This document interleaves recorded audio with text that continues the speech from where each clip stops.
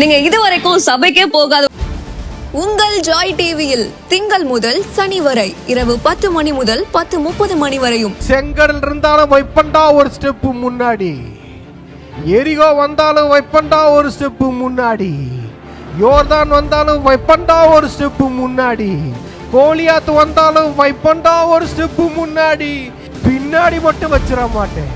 Revival night என்ற நிகழ்ச்சியின் மூலமாக தீர்க்கதரிசன செய்திகளை சகோதரர் பீட்டர் எல்விஸ் பிரசங்கிப்பார் மற்றும் சகோதரி அனிதா பீட்டர் அவர்கள் துதி ஆராதனை ஏறெடுப்பார்கள்.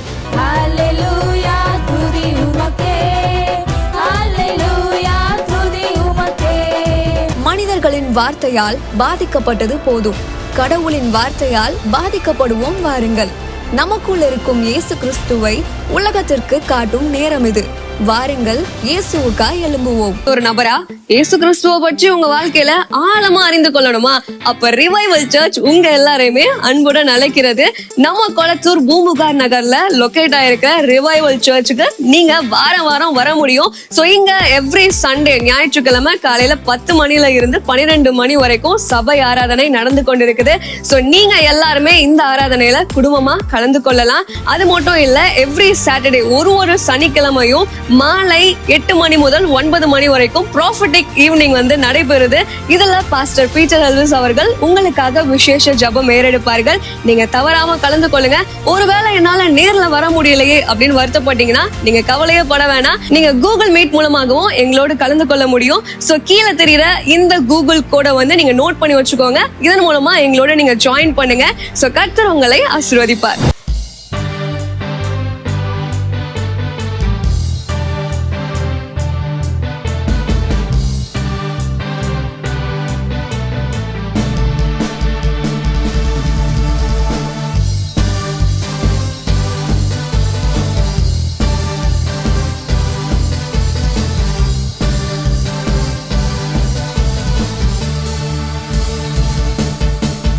எந்த கண்மலையானவரே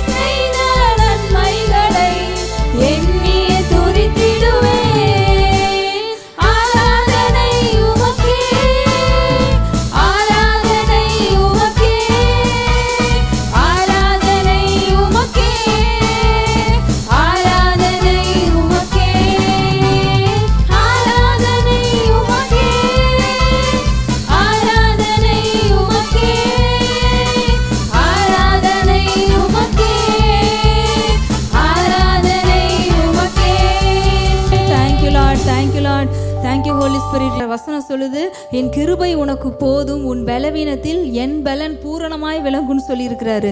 அவருடைய கிருபை நமக்கு போதும். உங்க பலவீனத்துல அவருடைய பரிபூரண பலன், அவருடைய பலன் பூரணமாய் விளங்குவதற்கு அவருடைய கிருபை நமக்கு போதும். ஆண்டவரை பார்த்து சொல்லுவோமா, அப்பா ஆண்டவரே, அப்பா எங்களுடைய பலவீனங்கள்ல உங்க பலன் பூரணமாய் விளங்குவதற்கு உங்க கிருபை போதும் ஆண்டவரே. இந்த வேலையில நீங்க அப்படி சொல்ற வேலையில உங்க பலன் பரிபூரணமாகுது. பரிபூரண பலன் உங்களை நிறைக்குது. பரிபூரண பலனால நிரப்புறாரு. உங்க கிருபை போதுன்னு சொல்லுங்க. அப்பா எங்களுடைய வாழ்க்கையில அப்பா ஒருத்தர் ஆண்டவரே கடன்னால எவ்வளோ பிரச்சனைகள் இருக்கிறாங்க ஆண்டவரே. அந்த கஷ்டங்கள்ல அப்பா அவங்களுடைய தரித்திரம் நீங்கி அவங்க செழிப்பாய் வாழ்வதற்கு உங்க கிருபை போதும் ஆண்டவரே. அவங்க வாழ்க்கையில ஒவ்வொரு குடும்பங்கள்லையும் உங்க பரிபூரண செழிப்பு அவங்க பார்க்கட்டும் ஆண்டவரே. உங்க பரிபூரண ஆசீர்வாதத்தை அவங்க பார்க்கட்டும் ஆண்டவரே. இதுவரைக்கும் நீங்க பார்த்த ஆசீர்வாதத்தை விட பரிபூரண ஆசீர்வாதம், பரிபூரணம். ஏன்னா நம்மளுடைய ஆண்டவர்னா எப்படிப்பட்டவர்னா அவர் சம்பூரணமானவர். அவர் சம்பூரணத்தின் தேவன். சம்பூரணம்னா எந்த பக்கமுமே குறைவு இருக்காது. இவ்வளவுதான், இதுக்கு மேல இல்லைன்னு இல்லை, எல்லாம் நிறைவா இருக்கும். அதுக்கு பேர் தான் சம்பூரணம். அந்த சம்பூரணமானவர் தான் இன்னைக்கு நம்ம ஆராதித்து கொண்டிருக்கிறோம். நம்ம ஆராதனையில அவர் தான் கடந்து வந்திருக்கிறாரு. அப்ப நம்ம வாழ்க்கையில எப்படி குறைவு இருக்கும்? குறைவுக்கு இடம் கிடையாது. உங்களுடைய சரீர பலத்துல குறைவு இருக்குமா? இருக்காது. கொஞ்சம் சுகம் இருக்கு, கொஞ்சம் எங்களுக்கு பலவீனம் இருக்குன்னு சொல்லுங்களா, அந்த மாதிரி இருக்காது. ஏன்னா அவர் சம்பூரணமானவர். உங்க பலனை அவர் பரிபூரணமாக்குவார். உங்களுடைய செழிப்பு அவர் பரிபூரணமாக்குகிறார். இந்த வேலையில உங்களுடைய வாழ்க்கையில சந்தோஷத்தை பரிபூரணமாக்குகிறார். 2 நாள் சந்தோஷமா இருப்போம், அதுக்கப்புறம் 2 நாள் அழுகிறது, திருப்பி 2 நாள் சந்தோஷமா இருக்குது. அப்படி இல்லை. ஏன்னா அவர் நம்முடைய ஆண்டவர் பரிபூரணமானவர், சம்பூர்ணத்தின் தேவன். அவர் தந்தா அந்த சமாதானம் பரிபூரணமா உங்க வாழ்க்கையில இருக்கும். அந்த சந்தோஷத்துக்காக ஆண்டவருக்கு நன்றி சொல்லுவோமா? இன்றைக்கு அந்த சந்தோஷத்தை தான் ஒருத்தர் வாழ்க்கையில ஆண்டவர் கொடுக்குறாரு. அப்பா அந்த பரிபூரண சந்தோஷத்தை எல்லார் வாழ்க்கையிலையும் கட்ட அவிழ்க்கிறோம் ஆண்டவரே. பரிபூரண சமாதானத்தை குடும்பங்களை கட்ட அவிழ்க்கிறோம். ஏன்னா நீங்க சொல்லியிருக்கிறீங்க, என் கிருபை உனக்கு போதும், உன் பலவீனத்தில் என் பலன் பூரணமாய் விளங்கும் சொல்லியிருக்கீங்க. அப்ப எங்க வாழ்க்கையில உங்க பூரணமான செழிப்பை பார்ப்பதற்கு உங்க கிருபை எங்களுக்கு போதும் ஆண்டவரே. பூரணமான சுகத்தை பார்ப்பதற்கு உங்க கிருபை போதும். இன்னைக்கு உங்களுக்கு தேவை ஆண்டவருடைய கிருபை. அது இருந்தா உங்க வாழ்க்கையில பரிபூரணத்தை பார்ப்பீங்க. உங்க பிள்ளைங்கள் மீது உங்க கிருபை பெருகுவதாக சொல்ற இயேசுவின் நாமத்தில். கர்த்தர் நல்லவர், அவர் கிருபை என்றும் உள்ளது. ஆண்டவராக இயேசு கிறிஸ்து எல்லா நேரங்களிலும் எல்லா சூழ்நிலைகளிலேயும் அவர் நல்லவராகவே இருக்கிறார். நேற்று தீர்க்க தரிசன மாலையில் ஸ்டார்டிங்கில் தான் ஆண்டு பேசினார். நம்ம சூழ்நிலை அது எப்படி இருந்தாலும் பரவாயில்ல, நம்ம தேவைகள் அதையும் எப்படி இருந்தாலும் பரவாயில்ல, எல்லா சூழ்நிலை இருக்குல்ல, எல்லா சூழ்நிலைகளிலும் அவர் எப்படி இருக்கிறாருன்னா, அவர் எப்படி இருக்கிறாரோ அவர் அப்படியே தான் இருக்கிறார். ஏன்னா வசனம் சொல்லுது, நான் இருக்கிறவராகவே இருக்கிறவர். நம்ம எப்படி தெரியுமா? சூழ்நிலை மாறிச்சு, இன்னைக்கு சிரிக்கிறவங்க நாளைக்கு சிரிக்கல, நம்ம மாறிடுவோம். இன்னைக்கு இருக்கிற பிரச்சனை நாளைக்கு அதை விட பெரிய பிரச்சனையாச்சு, நம்ம மாறிடுவோம். நம்ம தேவை மாறிச்சு, கொஞ்சம் அதிகமாச்சு, நம்ம மாறிடுவோம். நம்ம காட் எப்படி தெரியுமா? அவர் மாறவர், நேற்றும் இன்றும் என்றும் மாறாதவர். அவர் மாறவே மாட்டார். நம்ம மேலே வச்ச அன்பிலும் அவர் மாறவே மாட்டார். நம்ம கூட மாறலாம், ஆனால் அவர் மாறவே மாட்டார். ஸோ காட் அவர் இருக்கிறவராகவே. மோசஸ்ட்ட சொன்னார்னா, உங்கள் பேர் என்னப்பா அப்படின்னு கேட்டால், நான் எப்படி இருக்கிறேனோ நான் அப்படியே தான் இருக்கிறேன். அப்படி இருக்கிற கடவுள். நம்ம வாழ்க்கையில் இருக்கிற பிரச்சனைகள் நம்ம அப்படி தான் இருக்கணும் பாருங்கள். நம்ம யாரை மாதிரி இருக்க அழைக்கப்பட்டிருக்கோன்னா, நம்மளுடைய அப்பா, நம்மளுடைய கடவுள், நம்ம தெய்வம், அவர் எப்படி இருக்கிறாரோ அப்படி இருக்க தான் நம்ம அழைக்கப்பட்டிருக்கிறோம். ஒரு சந்தோஷமான செய்தி கேட்கும் போது எப்படி இருக்கிறோமோ, அதே சமயத்தில் நம்ம ஏதாவது பயமுறுத்துகிற மாதிரி வர செய்தி வந்தாலும் நம்ம அப்படியே தான் இருக்கணும். திடீர்னு ஒரு சூழ்நிலை மாறுது. சூழ்நிலைகளெல்லாம் நல்லா இருக்குது, அப்போ நல்லா இருப்போம். திடீர்னு சூழ்நிலைகள் கொஞ்சம் சேஞ்ச் ஆனோடனே கொஞ்சம் ஒரு படபடப்பு வரும் தெரியுமா? அப்போ நம்ம நினைக்கணும், நான் யாரோட புள்ள தெரியுமா? இருக்கிறவராகவே இருக்கிறவருடைய புள்ள. அவர் இருக்கிற வண்ணமாகவே. அவர் எப்படி நம்மளை படைச்சாரு? ஆதியாகமத்தில் பார்த்தோம். அவருடைய இமேஜில் படைச்சாரு. அவரை மாதிரி நம்மளை படைச்சாரு. அதை ஆதாம் இழந்தாரு. அதை ஆதாம் இழந்தாருன்றதுக்காக திரும்ப அதை நம்மக்கிட்ட கொடுக்கணுன்றதுக்காக பூமியில் வந்து மரித்து உயிரோடு எழுந்து அந்த இமேஜை திரும்ப நமக்காக கொடுத்தாரு. இது ஏன் தெரியுமா? சூழ்நிலைகள், பிரச்சனைகள்லாம் வருது, போராட்டங்கள்லாம் வருது, நம்மளை கொஞ்சம் ஷேக் பண்ணி பார்க்க தான். மாறுறானா? இவனை கொஞ்சம் மாற்ற முடியுமா? இவனை கொஞ்சம் மாற்ற முடியுமான்றதுக்கு தான் வந்து பார்க்குது. நம்ம எப்படி தெரியுமா இருக்கணும்? சீயோன் பர்வதம் போல நிற்கணும், அப்படியே அசையாம. கர்த்தரை நம்பி இருக்கிறவர்கள் என்றென்றைக்கும் அசையாமல் நிலைத்திருக்கும் சீயோன் பர்வதம் போல் இருப்பார்கள். மலை எப்படிங்க இருக்கும்? அசைக்குமா? ஏதாவது ஒரு பெரிய காற்று வந்து அந்த மலையை அசைச்சிருமா? அசைக்க முடியாது. இல்லை ஒரு பெரிய வெள்ளங்க, சுனாமி வந்துச்சுன்னா மலை அசையுமா? அசையாது. இந்த கர்த்தரை நம்பி இருக்கிற ஜனம் அப்படி இருக்குமாங்க. ஹல்லேலூயா. எது வந்தாலும் நம்மளை அசைக்கவே முடியாது. ஒரு எம்எம், 1 மில்லிமீட்டர் அசைக்க முடியுமா? முடியாது. ஏன்னா நம்ம தெய்வம் யாரு தெரியுமா? மனசில் பதியுனங்க, இருக்கிறவராகவே இருக்கிற தெய்வங்க. அந்த தெய்வம் மோசைக்கிட்ட சொன்னார் அவர், நான் யார் தெரியுமாப்பா? இருக்கிறவராகவே இருக்கிறவர். நம்ம கடவுளை எதுவும் அசைச்சு பார்க்க முடியாதுங்க. அப்படின்னா அவருடைய பிள்ளைங்க, அவருடைய குழந்தைங்க, நம்மளையும் எதுவும் அசைச்சு பார்க்க முடியாது. எல்லாம் மாறலாம், எது வேணால் மாறலாம். மாறாதுன்னு சொல்லவே மாட்டேன். பிரச்சனைகள் வருங்க, போராட்டம் வருங்க, எல்லாமே வருங்க. உங்கள் சூழ்நிலைகள்லாம் மாறும், எப்படி வேணால் மாறும். மனசில் நினச்சி, நான் யாரோட புள்ள தெரியுமா? பிரச்சனையை பார்த்து பேசணும். பிரச்சனையே, போராட்டமே, நான் யார் புள்ள தெரியுமா? இந்த போலீஸில் ஏதாவது மாட்டிக்கிட்டாங்கன்னு வச்சுக்கோங்க, மினிஸ்டர் பிள்ளைங்கள்லாம் சொல்லுவாங்க போலீஸ்கார்டு, நான் யார் புள்ள தெரியுமா? யார் மேலே கை வைக்கிற அப்படின்னு திமிரில் பேசுவாங்களே. அந்த திமிரு நமக்கு வேணும். இந்த திமிரு தான், வேற இந்த திமிரு நம்ம இருக்கக்கூடாது.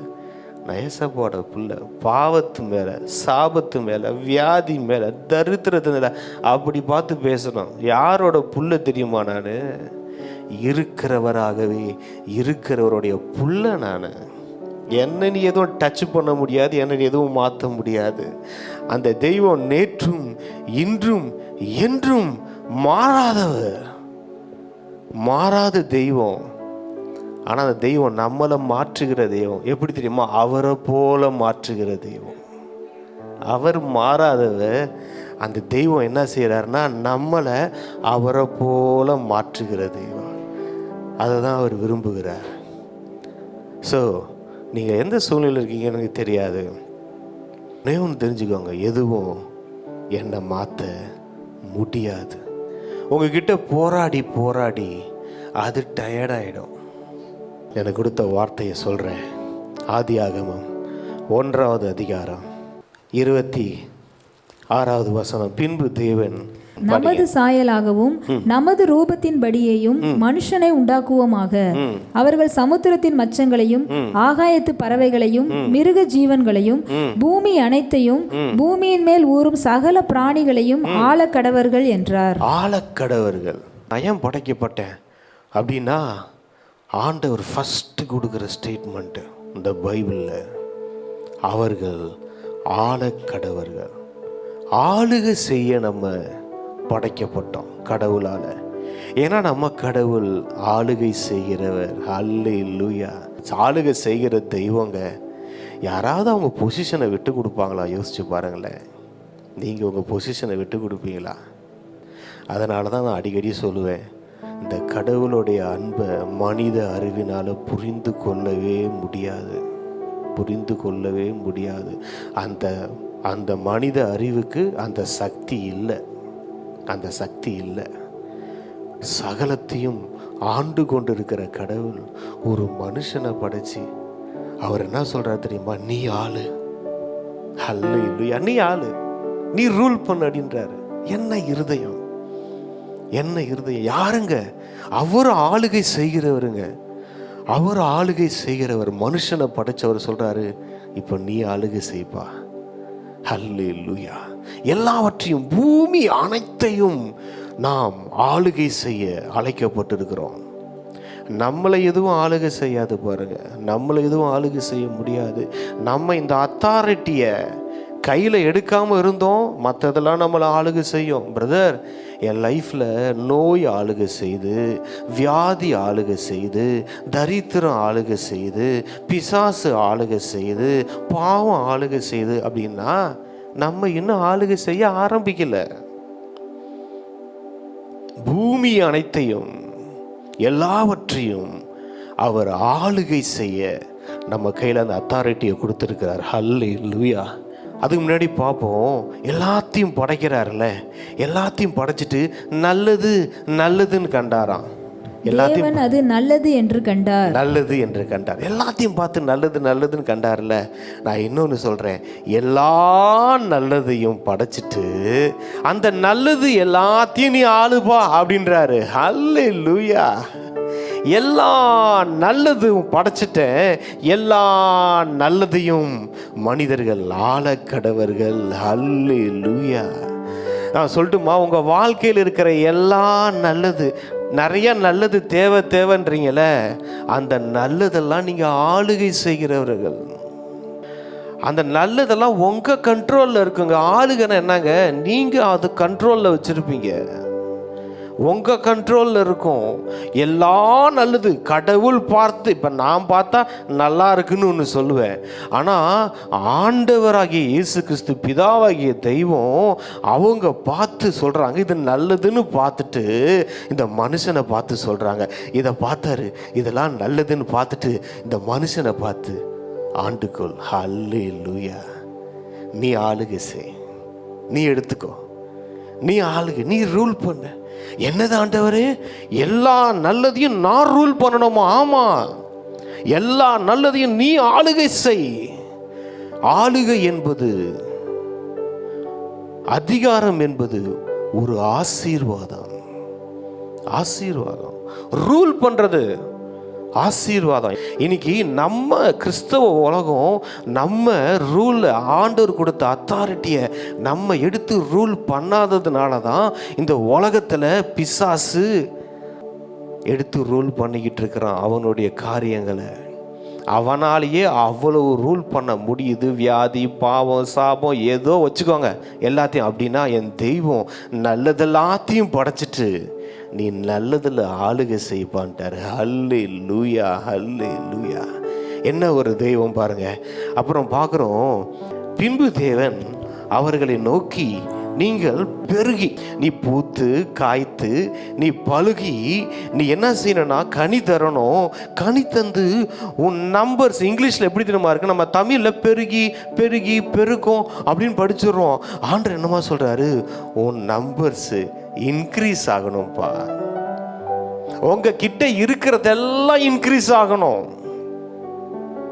உங்ககிட்ட இப்போ நம்ம நல்லது பார்த்தார்ல, நல்லதை படைச்சார்ல, அந்த நல்லதெல்லாம் உங்கள் லைஃப்பில் இன்க்ரீஸ் ஆகணும். ஒரு 5 இருக்கா, அது 10 மாறணும். நாளான்னைக்கு அது 15 மாறணும். அடுத்த நாள் அது 20 மாறணும். இதுதான் கடவுளுடைய ஆசை. இதுதான் கடவுளுடைய ஆசை. நீ பழுகணும், நீ பெருகணும். ஆண்டவரே, எந்த அளவுக்கு பெருகணும்? ஒரு லிமிட் இருக்கா அப்படின்னா, அவர் அடுத்த வசனம் படிங்களேன், பூமியை நிரப்பி. ஹல்லேலூயா. அவர் லிமிட்டை பாருங்களேன். நீங்க பழுகணும், பெருகணும். எந்த அளவுக்கு நான் பெருகணும் ஆண்டவரே அப்படின்னு கேட்டா, இந்த பூமியை நிரப்புற அளவுக்கு நீ பெருகுப்பா. ஹல்லேலூயா. அதுக்கு மேல இடம் இல்லை, அதுக்கு மேல இடம் இல்லை. பெருகிறதுக்கு லிமிட் இல்லை. உங்க பெருக்கம், உங்களுடைய ஆளுகை, பூமி அனைத்தையும் ஒரு ஆளுகை செய்ய சொன்ன தெய்வம் பூமி முழுவதும் உங்களை பெருக சொல்றாரு. உங்க அத்தாரிட்டி பூமி முழுவதும் போகும். ஒரு மனுஷன் கடவுள் எனக்கு என்ன கொடுத்திருக்கிறாரு அப்படின்றத தெரிஞ்சுக்கிட்டான்னு வச்சுக்கோங்களேன், அவன் பார்க்குற பார்வை மாறிடும், அவன் பேசுகிற பேச்சும் மாறிடும். அவன் வாழ்கிற வாழ்க்கை மாறிடும். அவன் அப்படி திரும்பினா கூட ஒரு திமிராக தான் இருக்கும். என்னதான் ஆவிக்குரிய திமிரு, ஆவிக்குரிய அதிகாரம். எது மேலே திமிரு? மனுஷங்க மேலே திமிரு இல்லை, பிசாசின் கிரியைகள் மேலே திமிரு, பிசாசின் அதிகாரத்தின் மேலே திமிரு. இந்த அதிகாரத்துக்கு அந்த அதிகாரத்துக்கு சம்பந்தம் கிடையாது. இந்த அதிகாரம் அந்த அதிகாரத்தை அடக்கும். இங்க ஒரு அதிகாரம் இருக்கு தெரியுமா? மத்தேயு 10 கொடுத்தாருல அதிகாரம், மத்தேயு 28 சொன்னார்ல ஒரு அதிகாரம். வானத்திலும் பூமியிலும் சகல அதிகாரம், எல்லா அதிகாரங்க, எல்லா அத்தாரிட்டி எனக்கு கொடுக்கப்பட்டிருக்கிறது. ஏன்னா ஆதாம் இழந்தான், நான் கொடுத்த அத்தாரிட்டி ஆதாம் இழந்தான். ஆனால் உனக்கு நான் எல்லா அத்தாரிட்டியும் நான் சம்பாதிச்சிட்டேன், எல்லா அதிகாரமும் சம்பாதிச்சிட்டேன். ஆகையால் நீங்கள் போங்கள், அல்லேலூயா, அந்த அத்தாரிட்டியில் போங்கன்னாரு. அந்த அத்தாரிட்டியில் போங்க. நீ இழந்த அத்தாரிட்டியை உனக்காக நான் திரும்ப சம்பாதிச்சிட்டேன். அந்த அத்தாரிட்டியில் போங்க. சகல அதிகாரமுமா, 1-2 அதிகாரம் இல்லைங்க. வானத்திலும் அதிகாரம் இருக்கு, பூமியிலும் அதிகாரம் இருக்கு. இந்த அத்தாரிட்டியில் ஜீசஸை நம்ம எக்ஸாம்பிளாக எடுத்துக்கலாம். இந்த அத்தாரிட்டியில் இருக்கிற அத்தாரிட்டியை அவர் என்ன பண்ணார்? இருக்குதுன்னு தெரிஞ்சுக்கிட்டாரு. அந்த அத்தாரிட்டியில் ஆக்டிவேட் ஆனார். இன்னைக்கு சீஷர்களை பார்க்குறோம். ஒரு பிசாசு பிடித்த ஒரு மகனை கொண்டு வரும்போது அவருக்கு எந்த மட்டும் உங்களோட நான் போராடுவேன், அதை எடுங்களேன். மார்க்கு 9:18 அது அவனை எங்கே பிடித்தாலும் அங்கே அவனை அலைக்கரிக்கிறது. அப்பொழுது அவன் நுரைத்தள்ளி பல்லை கடித்து சோர்ந்து போகிறான். அதை துரத்தி விடும்படி உம்முடைய சீஷரிடத்தில் கேட்டேன், அவர்களால் கூடாமல் போயிற்று. இவங்க கிட்ட அத்தாரிட்டி கொடுத்துட்டார் ஆண்டவர். ஆனால் அந்த அத்தாரிட்டியை அவங்களால ஆக்டிவேட் பண்ண முடியல. இன்னைக்கு நம்மளும் அந்த நிலைமையில தான் இருக்கிறோம். அத்தாரிட்டி எல்லாம் இருக்குது. பிசாசுகளை துரத்துங்கன்னு சொல்லிட்டார், எல்லாம் செய்ய சொல்லிட்டார், அத்தாரிட்டி இருக்குது. இங்கே பாருங்க, ஒரு லெவல் என்ன தெரியுமா? இன்னைக்கு ஒரு கிறிஸ்தவ உலகத்தில் அவங்களுக்கு இருக்கிற அத்தாரிட்டியை ஆண்டவருடைய பிள்ளைங்க கண்டுபிடிச்சிட்டாங்க. அந்த அத்தாரிட்டியை ஆக்டிவேட் பண்ண ஆரம்பிச்சிட்டாங்க. ஒருத்தவங்க ஏசப்பா மாதிரி நிறைய அற்புத அடையாளங்கள் செய்கிறாங்க, அவங்க மேலே இருக்கிற சித்தத்தை செஞ்சுக்கிட்டு இருக்காங்க. ஒரு கூட்டம் ஆக்டிவேட் பண்ணிக்கிட்டு இருக்காங்க. இன்னொரு கூட்டம் சீஷர்கள் மாதிரி என்ன தெரியுமா? அத்தாரிட்டிலாம் இருக்குதுன்னு தெரியுது, அத்தாரிட்டிலாம் இருக்குது, அந்த சத்தியம் தெரியுது. ஆனால் அந்த அத்தாரிட்டியில் ஆக்டிவேட் ஆகலை. அவங்க அந்த அத்தாரிட்டியில் அவங்க ஃபங்க்ஷன் ஆகலை. அந்த அத்தாரிட்டியை அவங்க யூஸ் பண்ணலை. இப்போ என் கையில் ஒரு 1,00,000 பணம் இருக்குங்க, அதை நான் எடுத்து யூஸ் பண்ணாதானே அது எனக்கு ஆசீர்வாதமாக மாறும். அதை எடுத்து நான் ஒரு ஹோட்டலுக்கு போய் சாப்பிட்டாதானங்க அது ஆசீர்வாதமாக மாறும். அந்த பணம் சும்மா இருந்து என்னங்க பிரயோஜனம்? அதே மாதிரி தான் அத்தாரிட்டி சும்மா இருந்துச்சுன்னா ஒரு பிரயோஜனமும் இல்லை. அத்தாரிட்டி சும்மா இருந்துச்சுன்னா ஒரு பிரயோஜனம் இல்லை. அந்த அத்தாரிட்டி எடுத்து நம்ம யூஸ் பண்ணணும்.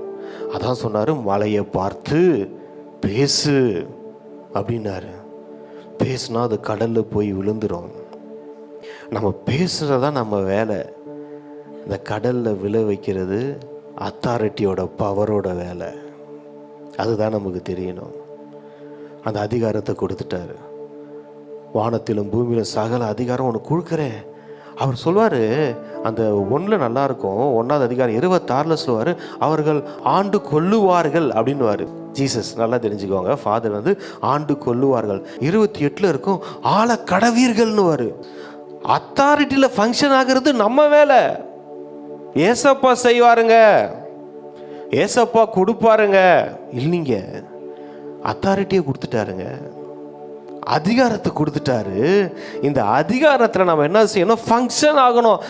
இவங்க 3 பேரும், பிதா, குமாரன், பரிசுத்த ஆவியார் பேசும்போது என்ன சொல்லுவாங்கன்னா, அவங்க 3 பேரும் அவர்கள் ஆண்டு கொள்ளுவார்கள், அவங்கள படைக்கலாம் அப்படின்னு சொல்லுவாங்க. இங்கே மனுஷனை படைச்சிட்டு அவங்க என்னமா சொல்லுவாங்க?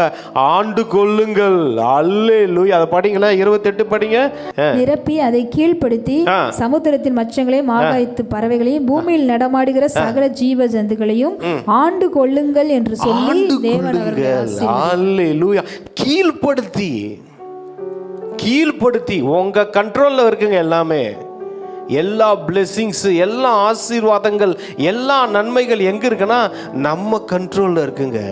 அந்த அத்தாரிட்டியை கொடுத்திருக்கிறார். அவர் என்ன சொல்றான், அதுல ஆண்டு கொள்ளுங்கள், ஆண்டு கொள்ளுங்கள். அல்லேலூயா. அப்படியே மார்க் 9 இங்க வருவோம் திரும்ப.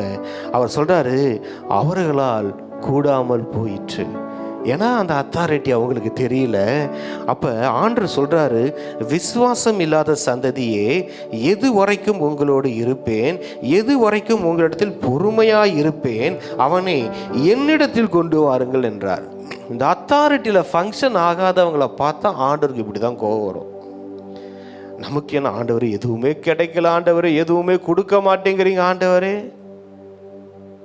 இப்போ உங்கள் புள்ள உங்ககிட்ட கேட்குது, பசிக்குதுப்பா, நான் ஏதாவது வாங்கி கொடுக்கப்போனா, ஒரு 18 வயசு குழந்தைன்னா பரவாயில்ல பாருங்க, நம்ம கூட்டு போய் வாங்கி கொடுப்போம். இல்லை நம்மளாம் கொஞ்சம் வளர்ந்துட்டோம்ல. ஆண்டவர் நம்ம அப்பா சிந்தாப்பா ஒரு 100 ரூபா 1000 ரூபா போய் சாப்பிடு அப்படின்னா, கையில் பணத்தை வச்சுக்கிட்டு என்ன பண்ணுவோம்?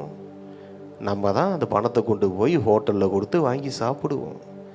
ஆண்டவர் நமக்கு அதிகாரத்தை கொடுத்துட்டாரு. அத்தாரிட்டியில் நீ ஃபங்க்ஷன் ஆகுன்றாரு, அதை நான் பார்க்குறேன்றாரு. நம்ம கடவுள் நம்மளை ஒரு பொம்மையாக படைக்க விரும்பலைங்க.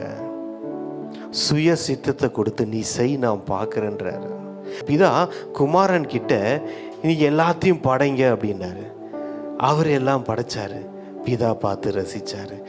குமாரன் என்ன பண்ணாருன்னா, அவர் மனுஷனை படைச்சி நீ எல்லாத்துக்கும் பேருவே. இதுதான் ஃபாதர் ஆர்ட் சொல்கிறேன். ஆண்டவர் என்ன சொல்ற, நீ செய்ப்பா, நீ செய், நான் பார்க்குறேன். சீஷர்கள்ட்ட அதனால தான் அவர் சொல்கிற என்ன தெரியுமா, நீங்கள் செய்யுங்க. 5 அப்போ 2 மீனுப்பா இருக்குதுன்னா நீங்கள் கொடுங்க, போஷிங்கன்னு சொன்னார். நீங்கள் செய்யுங்க. அவங்க அதை ஆசீர்வதிச்சிருந்தாலே எனக்கு அது பெருகி இருக்கும். அவங்களுக்கு இருந்த அத்தாரிட்டியை அவங்க அந்த டைமில் உணரலை. ஆண்டவர் என்னமா ட்ரெயின் பண்ணார் டிசைபிள்ஸை? அத்தாரிட்டியில் ட்ரெயின் பண்ணார். உன்னால் முடியும், என்னால் முடியுது, அதனால் உன்னாலையும் முடியும், செஞ்சு காமிச்சு ட்ரெயின் பண்ணார். அந்த அத்தாரிட்டியில் எல்லாம் கேட்பாங்க, இவர் பேசுகிறது வேத பாரகரை போல் இல்லை அல்லவே, இவர் ரொம்ப அதிகாரம் உள்ளவராய் பேசுகிறாரு.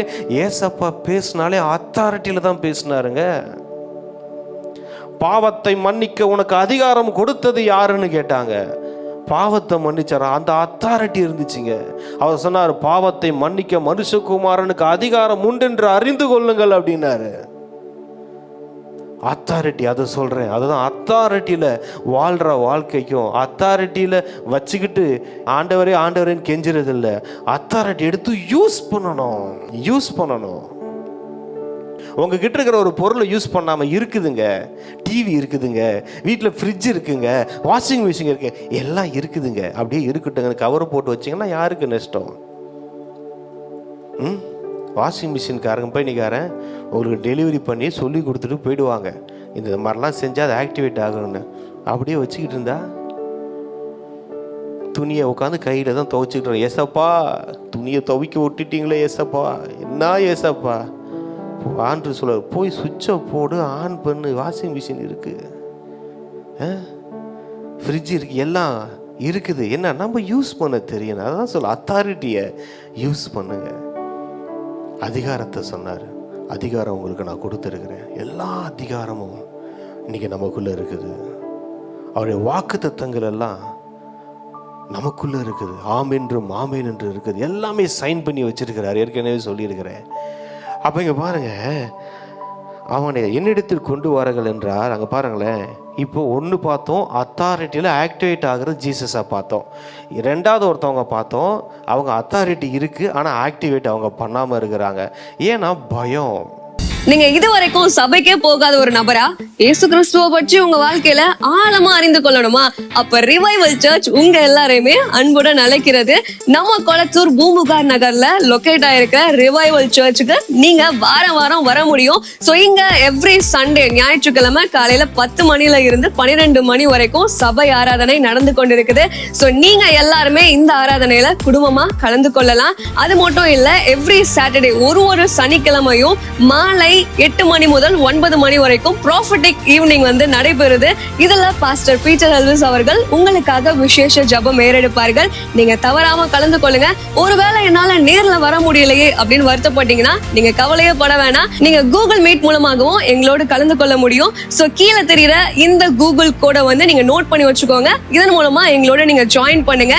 சோ கர்த்தர் உங்களை ஆசீர்வதிப்பார். இந்த ஊழியத்தை ஜெபத்தினாலும் காணிக்கைகளினாலும் தாங்கும்படி உங்களை நாங்க அன்புடன் அழைக்கிறோம். காணிக்கை அனுப்ப விரும்புகிறவர்கள் ஸ்கிரீன்ல தெரியுற இந்த டீடைல்ஸை பார்த்து நீங்க அனுப்பலாம். கர்த்தர் உங்களை ஆசீர்வதிப்பார்.